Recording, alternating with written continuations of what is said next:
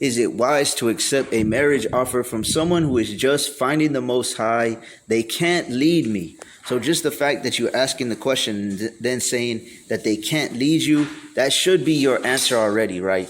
But like it says in 1 Corinthians 14 and 40, it says, let all things be done decently and in order.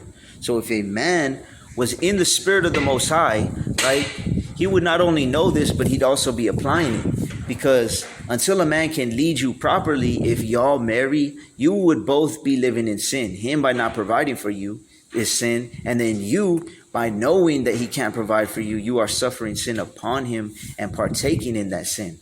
Right? So Exodus 21 and 10 says that a man has to be able to provide food, raiment, which is clothing, and duty of marriage, which is sex.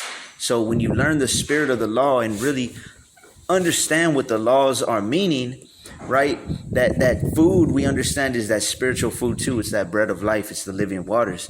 And that clothing or that covering, he has to cover you not only with the roof over your head, not only by buying you clothing, modest apparel, etc., but by leading you and covering you, leading and teaching you the word, right? And like Paul said, if a woman will learn anything, then let her ask and learn from her husband at home. So what's the point of getting a husband if he can't even teach you and lead you in these scriptures in the first place, right? That would be counterproductive to you as a woman in general, right? Because like it says in Genesis 3 and 16, a woman's spirit is drawn to have someone rule over her, to teach her, to lead her, to provide for her. So if he can't do that, then there's no point in considering marriage or courting in the first place, right? So especially by doing this, you are setting yourself up for failure, right? Because you're starting out your relationship out of order. So the man has to get himself in order first, right? The woman needs to be in the right spirit, and the woman not to downplay her role, because her role is just as much. It is just as important, right? It's just as important, but at the same time, the man has a higher role because he's a higher position in the household. So he has a higher position, but it's just as important. So a woman just needs to be in the right spirit of being able to be led. Because if you can be teachable, you can learn anything, right?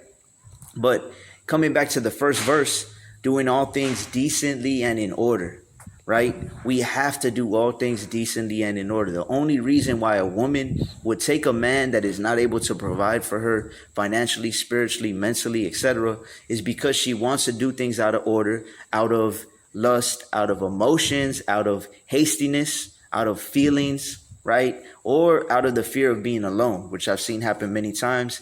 And remember, the Most High doesn't give us a spirit of fear. So that spirit of fear is not coming from the Most High. We know who it's coming from. It's coming from the enemy, right? So always make sure that the man can lead, can provide for you, can lead you in righteousness, right? Can teach you before even considering marriage or before even considering going through a courting process, right?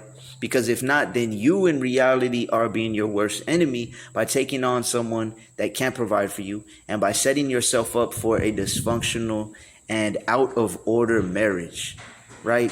And I've seen many sisters sadly fall into this in the past 4 or 5 years that I've been in the truth.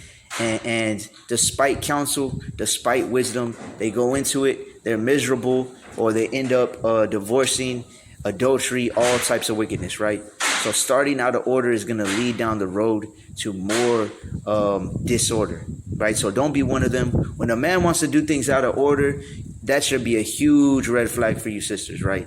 It's like the sister Matato Watia said in one of my lives not too long ago. She said, if he can't provide for himself, then how can he provide for me, right? So all praise to the Most High, Yahweh Bashem HaMashiach Yahweh Shai. Shalom.